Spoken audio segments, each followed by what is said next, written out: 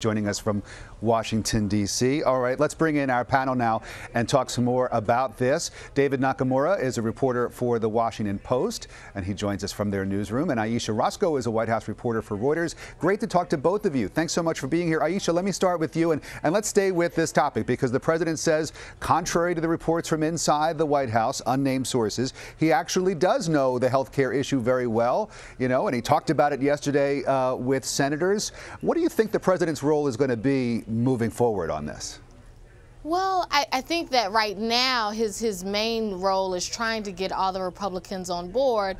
And I think it's a little bit more of kind of like a cheerleader role. It's encouraging them. It's saying we have to do this for the good of the party. I don't think that he's getting down in the nitty-gritty of the details of this bill. It's not something that he doesn't talk about kind of the nuts and bolts of how this is going to work. And it doesn't seem like the White House is really getting into how the actual compromise will come together. It seems like they're just trying to get something done and saying, look, we have to get it done. But even today, President Trump, even though he expressed confidence that they would get it over the line, he was using the word if we get this done, we'll get really close. So it seems like he is kind of hedging his bets. Even he is hedging his bets a little bit. I noticed that too. And David, I want to ask you about that. The language that we hear from the president when he sort of hedges and uses the words if and talks about, hey, if we don't fund those subsidies, that this whole thing can collapse in 24 hours anyway, which sounded a little bit like a threat. What's your takeaway from how the president is dealing with this up to this point, and what his role might be moving forward? Since he took office, really, he's been suggesting that we could just let Obamacare die, and that would be bad for Democrats, and they would be hurt at the polls ultimately, and they're going to take the blame. And so some of this could be laying the groundwork for, if it doesn't go through, to try to put the blame on Democrats. The president continues now to call them obstructionist. He keeps pointing out on Twitter and in public remarks that no Democrats are coming to the table. It doesn't seem clear that the Republicans want them to come to the table, though, as Nancy was saying.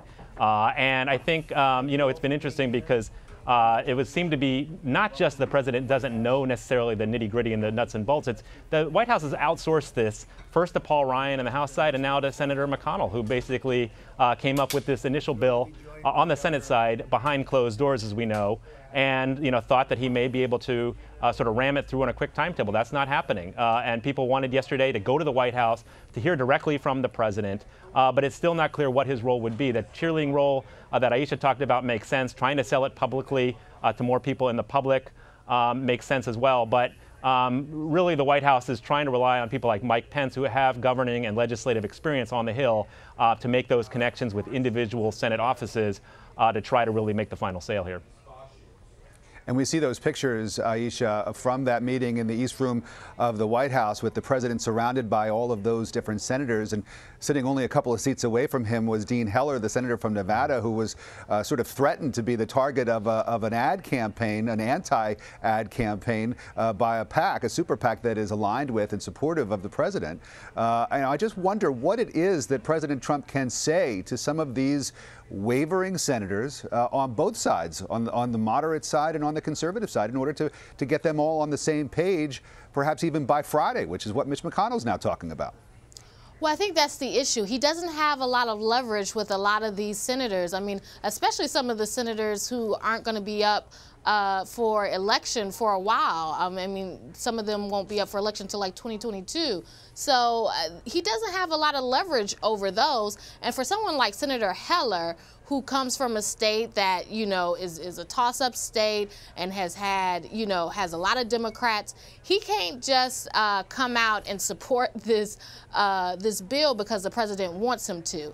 And he's kind of made that clear that while he's left open the door a little bit, Senator Heller seems to be a hard no. So I think that's the issue that the White House is running up against, is what leverage do they really have against these senators if they don't come aboard? And then also, as was said earlier, the president has shown that if it turns out that the bill is unpopular, he hasn't shown that he'll stick with the Republicans and say that that the bill was good and continue to defend it. So he has that hanging over him. Or he has that shadow hanging over him right now, whether he can be depended upon when the rubber meets the road.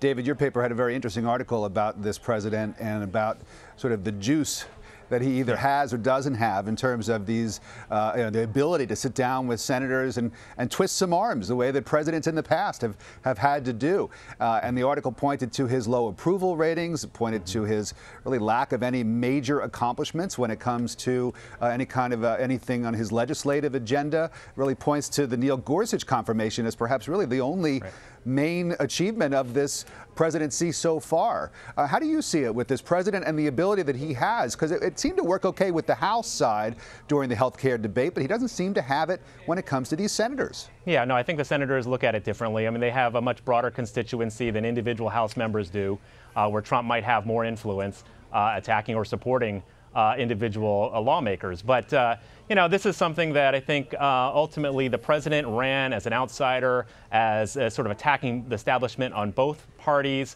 But he hasn't laid out a real specific policy vision as to what he'd like to see in this bill through sort of ideology or what he thinks is best. And so that leaves him sort of just hoping to close some sort of deal. And when you have this split in the Republican Party that, that even during the Obama administration, not only Mitch McConnell, but John Boehner struggled to sort of close these divisions between the hard right conservatives and the more moderate side. As soon as Trump goes one direction, the other side feels aggrieved. And so that's a problem that the Republican Party writ large is dealing with. So it's not even just Trump as sort of his own entity and the way he ran this outsider campaign. The Republican Party continues to be divided and has trouble bringing the full party on board on any important legislation. Ayesha, I want to give you the last word here. Susan Collins said that this is a president and an administration that doesn't really have a whole lot of experience when it comes to governing. Of course, the president having never held public office before or served in the military, unlike any of our previous presidents. And that maybe they don't really understand exactly how to do this. You work so closely and come in contact with the White House staff. Do you get the sense that they sort of get the legislative process, understand the White House's role in it, and can be effective moving forward?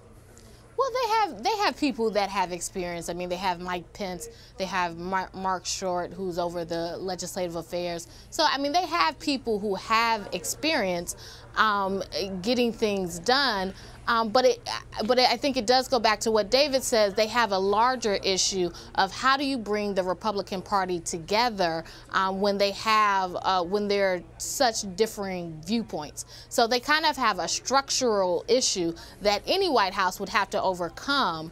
I think it probably doesn't help that you have the president himself who doesn't have a lot of legislative experience, but they do have people that know the Hill, that know how to get things done. And I mean, they have operators like Mitch McConnell, who's known as a master tactician trying to get this done. And so if Mitch McConnell is having issues, I mean, I don't think it can all be put on the White House.